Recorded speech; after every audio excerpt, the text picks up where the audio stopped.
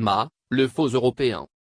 Malgré les sensibilisations menées par la plateforme de lutte contre la cybercriminalité, PLCSC, concernant la publication d'images à caractère sexuel sur Internet, certains individus continuent de les divulguer ou menacent de le faire si en contrepartie ils ne reçoivent pas de l'argent de la part de leurs victimes.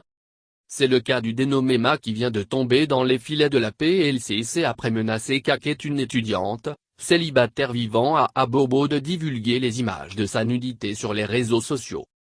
Selon les faits rapportés, un soir cette dernière alors qu'elle échangeait avec ses amis, Kak reçoit un message sur WhatsApp d'un numéro européen. L'expéditeur dit être un Européen du nom de Société Anonyme. Ce dernier déclare avoir composé son numéro au hasard, et désire s'allier d'amitié avec Kak. Ne trouvant aucun inconvénient à cela, Kak accepte sa proposition. De cette amitié est née une relation amoureuse. Plusieurs jours passent et les liens entre les deux amoureux se renforcent. Ils ont même des conversations érotiques au cours desquelles Société Anonyme a obtenu diverses photos et vidéos de nudité de Kak. En possession de la nudité de Kak, Société Anonyme menace de la publier sur les réseaux sociaux et de l'envoyer à ses contacts. Kak effrayé décide de lui envoyer de l'argent en contrepartie de la non-publication de sa nudité. Convaincu que cet épisode malheureux fait partie du passé, Kak essaie d'oublier et d'avancer. Mais elle est contactée par un étudiant de son établissement, l'informant qu'un inconnu lui avait transféré des vidéos et photos de sa nudité à partir d'un numéro européen. Et que ce dernier, sous menace de les publier, lui demandait d'entretenir des rapports sexuels avec elle.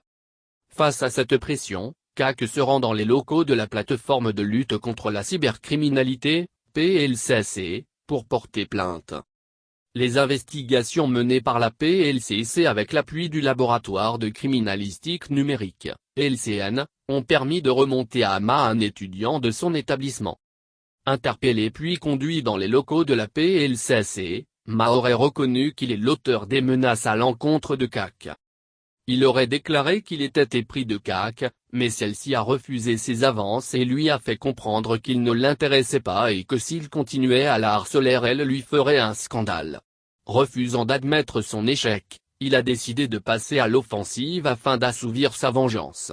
Il s'est donc fait passer pour Société Anonyme, de nationalité française et a obtenu des éléments compromettants de Dame Kak.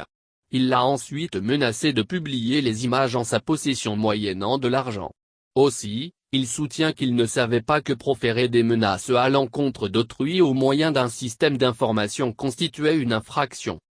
Suspecté d'utilisation frauduleuse d'éléments d'identification de personnes physiques, de publication d'images à caractère sexuel suivies de tentatives d'escroquerie, Ma a été conduit devant le parquet d'Abidjan pour répondre de ses actes.